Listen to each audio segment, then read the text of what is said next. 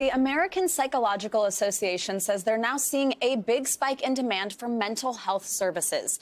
As we've seen during the pandemic and in recent years, more people are speaking out and being open about their mental health struggles. That includes Olympic gymnast Simone Biles. She was vocal about her mental health during the Tokyo Olympics this summer, and now she's hoping to help others who are dealing with similar issues. Simone Biles, I can't believe I get to say this, joins us now right here on set, along with Kyle Robertson, who's the founder and CEO of Cerebral, an online mental health platform, which you are now the Chief Impact Officer of.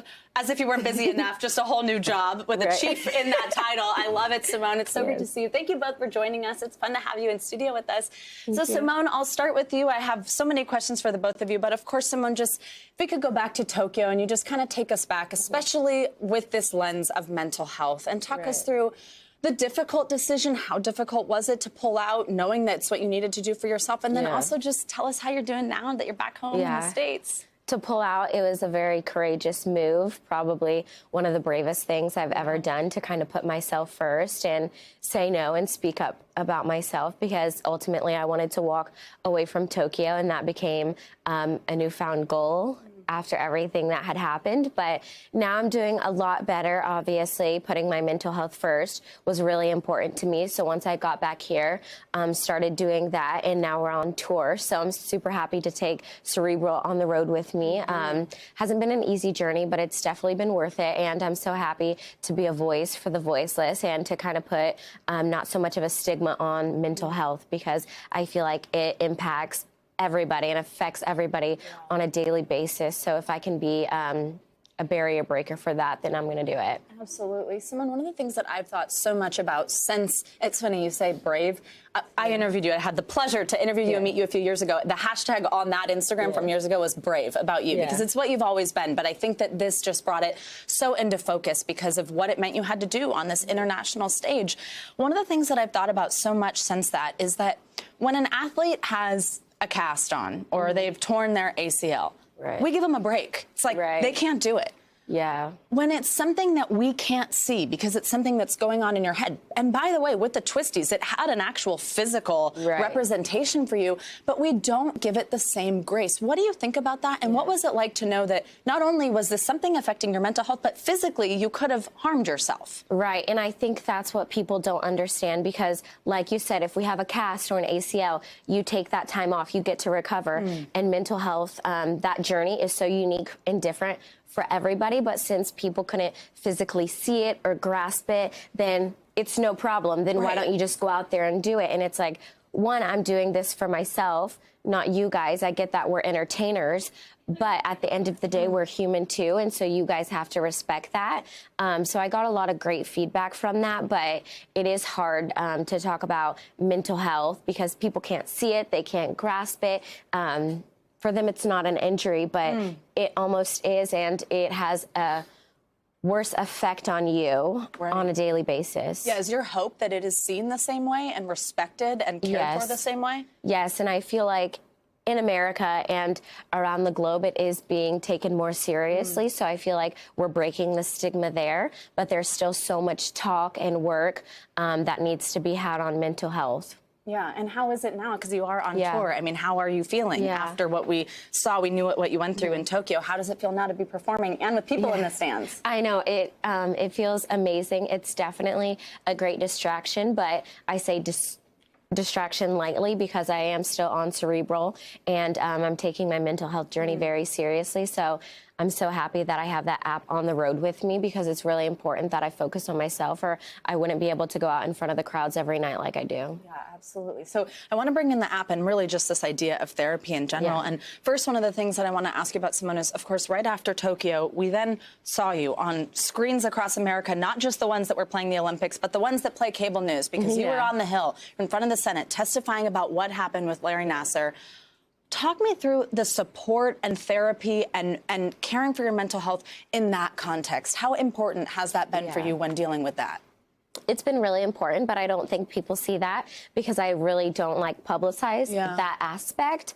Now with Cerebral, have that on the go. It's been an amazing outlet for me, and that's what works. So I'm happy to have that. But on the back end, it is hard. I feel like every time there's something like that, it's a trigger. It's not easy for me, but if I can be a voice for the voiceless, then obviously that's my hope, and that's what I'm going to do because I want to help as many people as possible. Absolutely. So let's talk about Cerebral more. So you're the CEO, founder and CEO of Cerebral.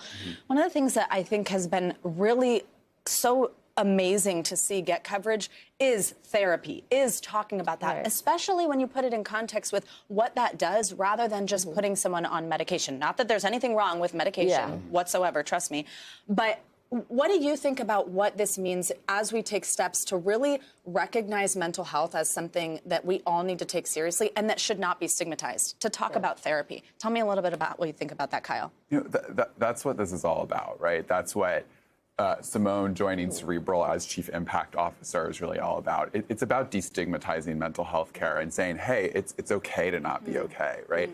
I think what you did in Tokyo was so powerful. I was sitting in a hospital bed myself when I saw it, and you saying, hey, I'm going to take care of my mental health, and that's what's going to come first, right? That reverberates for tens of millions of Americans who look up to you, right? And it's just so powerful because ultimately that's what Cerebral's all about, is cutting down the barriers to accessing mental health care, whether that's stigma, cost, convenience, wait time. So we're just so excited to be working with Simone. Absolutely. And Simone, I know that you've said about Cerebral and this partnership that they've helped you, that they've given you tips, techniques to manage your anxiety. Can you share a little bit of that with us, what that is exactly that's helped? There's actually a lot of it. I like to have homework, which I never really liked homework in school, but when it comes to mental health therapy, there's a lot of different work. Sometimes there's a 5, 4, 3, 2, 1 method. There's also the breathing methods that we have. I have little workshops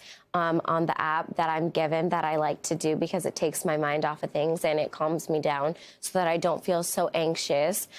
So it's really nice. But I think for me, that's really personal. So I don't really like to share too much of that because I feel like what something works for somebody could be different for another person.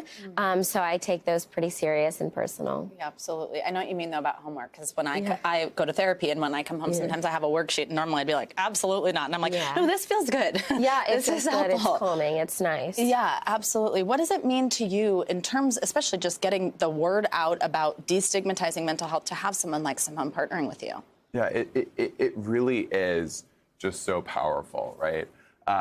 Because there is no greater voice in terms of destigmatizing mental health care than you. And there's just so many people that look up to you as the greatest gymnast of all time. And I think what happens is, when folks see, hey, the greatest gymnast of all time, can speak up and say, hey, I'm not okay. I can too, right? Regardless of race, gender, sexual orientation, socioeconomic status, like they can get the help they deserve and need. And that's what Cerebral's all about. And that's what this partnership with Simone and working with Simone is all about. Is making it more accessible, more comfortable to talk about, because the average person in America, they'll always put their mental health on a back burner to kind of seem okay to people or to keep doing their job. But in the end, once you work on your mental health, then everything falls into place and it works better and you become a better person and version of yourself. Absolutely. Simone, when all of you women came back from the Olympics and you were here, you were on our Today Show Plaza, I spoke with some of your teammates, and one of the things that they said was how much you have been basically their biggest support system, and they were ready to be that for you.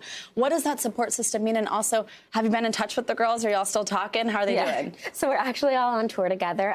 Suni's doing Dancing with the Stars, so we've been rooting for her there, but the other girls were on tour together. It's been such a blast to go across America and how fun is it that you get to still be together? I know, it's kind of crazy. We all have our own things that we do, but we always come together at the end of the night and put on such an amazing show. And it's been super exciting to travel with them because of what we did in Tokyo. And it's something that we'll cherish forever. Absolutely. And Simone, I know that you were hoping to come home from these particular games with a certain type of legacy. And then with everything that happened, I think it's grown. What does it mean to you now to have your legacy tied to this, taking care of yourself, prioritizing mental health, destigmatizing it?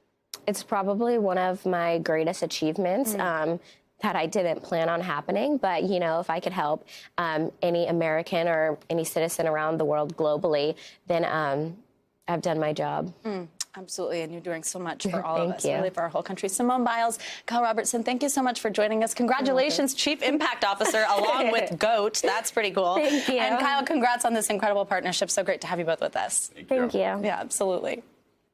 Now, if you or anyone you know is struggling, you can also call the National Suicide Prevention Lifeline. Please call the National Suicide Prevention Lifeline at 800-273-8255 or text TALK to 741-741. Thanks for watching our YouTube channel. Follow today's top stories and breaking news by downloading the NBC News app.